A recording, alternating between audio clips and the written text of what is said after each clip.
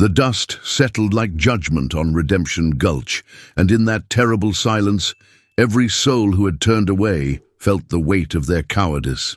Evelyn's blood had painted the street red, and Lucas knew that some stains never wash clean from a man's conscience. He had watched too many women fall, heard too many cries die unanswered in the desert wind. But this time, as Thorn raised his fist again and the crowd held its breath, Lucas felt something break inside him, not his spirit, but his silence. Subscribe to witness how one man's courage can rewrite the story of an entire town. The sun hung merciless over Redemption Gulch, casting shadows that seemed to shrink from what they witnessed. Lucas had been loading supplies into his wagon when the first scream cut through the afternoon heat like a blade through flesh. He knew that voice, Evelyn's voice, the same one that had once sung hymns in the little church before Thorn's fists taught her a different kind of prayer. The sound froze every soul on Main Street, yet not one person moved toward the source of that anguish. They had all learned the unspoken rule of this God-forsaken town. What happens between a man and his wife stays between them, even when it spills into the street like spilled blood. Thorn's voice boomed across the dusty expanse, slurred with whiskey and rage, each word a promise of more violence to come. "You think you can embarrass me, woman? Think you can make me look small in front of these people?" His shadow fell across Evelyn's crumpled form like a vulture's wing, and Lucas felt his hands clench involuntarily around the rope he'd been coiling. The other townspeople had found sudden interest in their boots, their storefronts, anything but the broken woman bleeding in their midst. Mrs. Henderson clutched her shawl tighter and hurried her children past, while old Pete spat into the dirt and muttered something about minding one's own business. The silence that followed was heavier than the desert heat, thick with the weight of collective shame. Lucas had seen this dance before, in this very street with different players but the same tragic choreography. He remembered Sarah Mitchell, who had fallen down the stairs so many times that she walked with a permanent limp. He remembered Mary O'Connor, whose bruises were always explained away by her clumsiness with doors and furniture. Each time he had told himself it wasn't his place, that interfering would only make things worse, that these women had made their choices when they said, "I do." But watching Evelyn's blood seep into the thirsty earth, he realized that his silence had been its own kind of violence, his inaction a form of complicity that stained his soul darker than any sin he'd ever committed. The crowd began to disperse like tumbleweeds in the wind, each person carrying their burden of witnessed horror back to their safe, quiet homes. They would speak of it in whispers over dinner tables, shake their heads with practiced sorrow, and thank God it wasn't their problem to solve. Lucas remained frozen by his wagon, watching as Thorn grabbed Evelyn by her torn dress and hauled her to her feet, her legs barely able to support her weight. The fabric ripped further and she stumbled, her hand reaching out desperately for something, anything, to steady herself against. But there was nothing there, no helping hand, no voice of protest, no salvation in sight. Thorn's laughter was a sound that belonged in hell, echoing off the false fronts of the buildings like a mockery of human decency. "Look at you," he sneered, his grip tightening on her arm until his knuckles went white. "Pathetic. Can't even stand up straight. What kind of wife can't even stand up straight?" Evelyn's response was barely a whisper, lost in the wind, but Lucas could see her lips moving in what might have been a prayer or a plea. Her eyes, swollen nearly shut, searched the faces of the people she had once called neighbors, friends, fellow children of God. But all she found were averted gazes and hurried footsteps, the sound of doors closing and shutters being drawn. The moment stretched like a taut wire, ready to snap, and Lucas felt something fundamental shift inside his chest. He had spent 43 years on this earth, learning to mind his own business, to keep his head down, to survive by not making waves in a world that punished those who stood up for what was right. But as Thorn raised his hand again, as Evelyn flinched and tried to shield herself with arms already broken, Lucas realized that some things were worth more than survival. Some things were worth risking everything for, even if that everything was just the quiet life of a man who had never been anybody's hero. The second blow never came, because Lucas was already moving, his boots eating up the distance between his wagon and the scene of brutality, with a purpose that surprised even him. His shadow fell across Thorn's raised fist, like a storm cloud blocking out the sun, and for the first time in years, Lucas felt the weight of his own presence in the world. He was not a large man by frontier standards, but there was something in his stillness that spoke of deep waters and dangerous currents, something that made even drunk men pause and reconsider their actions. Thorn's hand wavered in the air, his whiskey-clouded eyes struggling to focus on this unexpected interruption to his private theater of cruelty. "Step aside, Lucas," Thorn slurred, his voice carrying the false bravado of a man who had never been challenged in his own domain. "This ain't your concern. Woman needs to learn her place, and I'm the one to teach it to her." But even as he spoke, there was uncertainty creeping into his tone, a recognition that something had shifted in the balance of power on this dusty street. Lucas said nothing at first, just stood there like a mountain that had suddenly decided to relocate itself, his presence changing the very air around them. The few remaining onlookers held their breath, sensing that they were witnessing something that would be talked about for years to come, a moment when the natural order of things hung in the balance. Evelyn looked up through her swollen eyes, and Lucas saw something there that cut him deeper than any physical wound ever could: hope. It was fragile as a butterfly's wing, barely alive after being crushed so many times, but it was there, flickering in the depths of her battered face like a candle flame in a hurricane. She had given up on rescue long ago, had learned to expect nothing from the world but more pain, more humiliation, more reasons to wish she had never been born. But now, seeing this quiet man standing between her and her tormentor, she dared to believe that maybe, just maybe, someone still cared enough to risk something for her sake. The silence stretched between the three of them like a rope pulled taut, ready to snap and send them all tumbling into unknown territory. Lucas could feel the weight of every choice he had never made, every time he had walked away, every moment he had chosen safety over righteousness. His father's voice echoed in his memory. "A man who won't stand up for what's right ain't much of a man at all."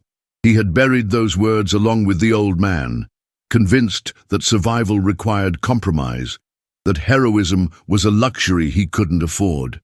But standing here, looking at Evelyn's broken form and Thorn's sneering face, he realized that some compromises cost more than they save. Thorn took a step forward, his chest puffed out with the artificial courage that comes from a bottle and a lifetime of unchallenged authority. "I said step aside, Lucas. Don't make me tell you twice." His hand moved to the gun at his hip, a gesture meant to intimidate, to remind everyone present of the natural order of things in Redemption Gulch. But Lucas didn't flinch, didn't step back, didn't show even the slightest inclination to retreat. Instead, he took a step closer, closing the distance between them until Thorn could smell the leather and honest sweat on his clothes, could see the absolute certainty in his eyes that this was where the line would be drawn. The words, when they finally came, were spoken so quietly that they seemed to rise from the earth itself, carrying the weight of every unspoken protest, every swallowed objection, every moment of cowardly silence that had brought them to this point. "This stops now," Lucas said, his voice low but filled with an unwavering authority that silenced not just the street, but seemed to quiet the very wind itself. "You will never touch her again." The words hung in the air like a judgment pronounced from on high, and in that moment everyone present, Thorn, Evelyn, the few remaining witnesses, understood that something fundamental had changed in Redemption Gulch, that the old rules no longer applied, and that the quiet rancher who had minded his own business for so long had finally found something worth fighting for. Thorn's face, usually a mask of belligerent confidence, contorted into a grotesque caricature of disbelief and fury.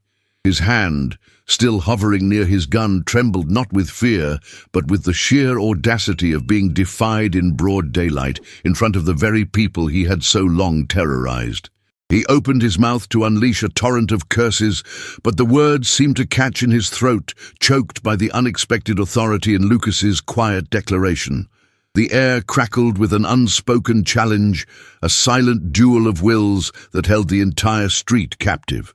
Evelyn, still slumped against Lucas's side, felt the tremor in his body, not of fear, but of a coiled tension, like a spring drawn back to its absolute limit. The townspeople, who had scattered like startled birds, now began to cautiously re-emerge from doorways and alleyways, drawn by the unnatural silence that had fallen over Redemption Gulch. Their eyes darted between Thorn's sputtering rage and Lucas's unyielding stance, a silent question hanging in the air. Would the rancher truly stand his ground against the man who ruled this town with an iron fist and a loaded gun? A collective breath seemed to be held, a fragile moment of hope and terror intertwined, as if the very fate of their dusty settlement depended on the outcome of this single pivotal confrontation. No one dared to speak, no one dared to move, lest they break the spell that had been cast. Thorn's eyes, bloodshot and narrowed, finally settled on Lucas's face, searching for a flicker of doubt, a hint of weakness, anything that would allow him to reclaim his lost dominance. But he found only a quiet resolve, a depth of conviction that unnerved him more than any shouted threat. This wasn't the Lucas he knew, the one who kept to himself, whose presence was as unremarkable as the sagebrush on the plains. This was a different man, one who had shed the skin of indifference and now stood as an immovable object in the path of his destructive force. The realization gnawed at Thorn, a bitter taste in his mouth, that he had underestimated the quiet ones, the ones who watched and waited. With a guttural growl that was more animal than human, Thorn finally dropped his hand from his gun, his shoulders slumping in a gesture of temporary defeat. He shot a venomous glare at Evelyn, a silent promise of future retribution that sent a shiver down her spine, even as Lucas's presence shielded her. Then, with a final, frustrated snarl, he turned on his heel and stalked away, his heavy boots kicking up plumes of dust that seemed to mock his hasty retreat. The street remained silent for a long moment, the only sound the receding thud of Thorn's footsteps, until the collective sigh of relief from the townspeople rippled through the air like a gentle breeze. Lucas felt Evelyn's weight against him, a fragile burden that suddenly felt heavier than any responsibility he had ever carried. He looked down at her, her face bruised and swollen, a thin trickle of blood still seeping from a cut on her temple. Her eyes, though still clouded with pain, held a glimmer of something new, something akin to wonder, as if she couldn't quite believe what had just transpired.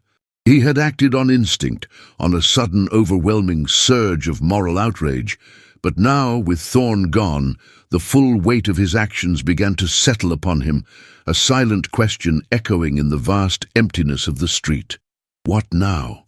The townspeople began to murmur, their whispers like the rustling of dry leaves, their gazes shifting from Thorn's vanishing figure to Lucas and the broken woman in his arms. Some looked with grudging respect, others with thinly veiled curiosity, and a few with outright disapproval, for Lucas had dared to break the unspoken code of their isolated world. He had stepped into a place where no one else dared to tread, and in doing so he had not only challenged Thorn, but the very fabric of their complacent existence. The air, though no longer thick with violence, was now charged with expectation, a silent demand for Lucas to explain, to justify, to somehow make sense of the impossible choice he had just made. Lucas gently scooped Evelyn into his arms, her body surprisingly light, a testament to the harsh life she had endured. He carried her away from the lingering stares and hushed whispers of Redemption Gulch, past the false fronts of the general store and the saloon, their painted signs seeming to mock the raw reality of the street. Each step was deliberate, a silent declaration that he was taking responsibility for the life he had just saved, a life that now depended entirely on his next move. The dust, which had been a witness to her suffering, now seemed to cling to his boots, a reminder of the ground he had chosen to stand on. He took her to his small, isolated ranch, a humble dwelling nestled against the foothills, far enough from town that the sounds of human cruelty rarely reached its quiet solitude. The journey was slow, the wagon wheels crunching softly over the dry earth, the only sound the rhythmic creak of the axles and Evelyn's shallow, pained breaths. He laid her carefully on his cot, the rough wool blanket a stark contrast to her delicate, bruised skin. The small, sparsely furnished cabin, usually a haven of solitary peace, now felt charged with a new, unfamiliar presence, a silent demand for care and compassion that Lucas had rarely extended beyond his horses and his land. For the next few days, Lucas moved with a quiet efficiency, tending to Evelyn's wounds with a tenderness that surprised even himself. He cleaned her cuts, applied poultices made from herbs he gathered in the hills, and coaxed her to drink water and broth. Her body was a roadmap of past abuses, a canvas of faded scars and fresh bruises, each mark a silent testament to the hell she had endured. He worked without speaking, his movements slow and deliberate, allowing the silence of the cabin to become a balm, a stark contrast to the cacophony of fear and violence she had known.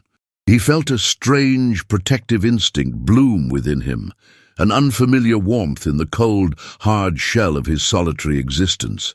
Evelyn, at first, was a creature of flinches and shadows, her eyes darting nervously at every sound, every movement.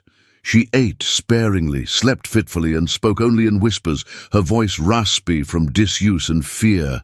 But slowly, imperceptibly, the constant vigilance in her eyes began to soften. The quiet rhythm of the ranch, the gentle nicker of the horses in the corral, the steady presence of Lucas moving about his daily chores, began to seep into her bruised spirit. She watched him from the cot, a silent observer of a life lived with purpose and quiet dignity, a stark contrast to the chaotic brutality that had defined her world for so long. Lucas, meanwhile, wrestled with the internal storm his actions had unleashed. He was a man of routine, of predictable patterns, and his sudden intervention had shattered the carefully constructed walls of his solitary life. He knew Thorne would not forget, would not forgive. The threat hung in the air like the scent of an approaching storm, a promise of retribution that would inevitably come. But more than that, he grappled with the profound shift within himself. The quiet rancher who had always looked away was gone, replaced by a man who had chosen to stand, and now, having chosen, could not unchoose the path he had taken. One evening, as the sun dipped below the horizon, painting the sky in hues of orange and purple, Evelyn spoke, her voice still weak but clearer than before. "Why?" she whispered, her gaze fixed on Lucas's profile as he sat by the window, cleaning his rifle. "Why did you do it?" Lucas paused, the oiled rag still in his hand, and looked at her, his eyes holding a depth of emotion she had never seen in another man. He didn't have a grand answer, no eloquent speech about justice or heroism. He simply said, "Because it was time." And in that simple, unadorned truth, Evelyn felt a tenderness she had forgotten existed, a fragile seed of hope beginning to take root in the desolate landscape of her heart. The days at the ranch settled into a new, tentative rhythm, a fragile peace that felt both earned and precarious. Evelyn began to move more freely, her steps gaining strength, her voice finding its timbre, though still tinged with the ghost of past fear. She helped Lucas with small chores, feeding the chickens, mending torn blankets, her hands, once accustomed only to flinching, now finding purpose in simple acts of creation. The silence between them was no longer heavy with unspoken pain, but filled with the quiet understanding that grows between two souls who have witnessed the darkness and chosen to walk towards the light, however dim. News from Redemption Gulch filtered in through the occasional supply run, carried by the wary glances of the few who dared to acknowledge Lucas. Thorn, they said, was a coiled viper, his rage simmering beneath a thin veneer of forced calm, his pride wounded beyond repair. He had made veiled threats, spoken of settling scores, and the town, accustomed to his brutality, waited with bated breath for the inevitable storm to break. Lucas listened, his jaw tight, but he did not waver. He spent his evenings cleaning his rifle, checking his traps, and surveying the vast, empty plains that stretched out from his ranch, knowing that the threat would come from that horizon. Evelyn, witnessing Lucas's quiet preparations, felt a strength she hadn't known she possessed begin to stir within her. The woman who had collapsed in the street, whose cries had gone unanswered, was slowly being replaced by someone new, someone forged in the crucible of suffering and tempered by the unexpected kindness of a stranger. She began to ask questions about the rifle, about the land, about the ways of survival in this harsh world. Lucas, in turn, answered patiently, seeing in her eyes not just fear, but a growing resolve, a fierce desire to reclaim her own agency, to no longer be merely a victim waiting for rescue. The town, meanwhile, was undergoing its own subtle transformation. The initial shock of Lucas's defiance had given way to a grudging respect, and then slowly to a quiet questioning of their own complicity. The sight of Evelyn, bruised and broken, had been a mirror reflecting their collective inaction, and now, with her absence, her story became a whispered legend, a testament to the courage of one man and the potential for change. Some began to speak out, cautiously at first, against Thorn's continued reign of terror, their voices gaining strength from the knowledge that someone, somewhere, had finally dared to say, "Enough."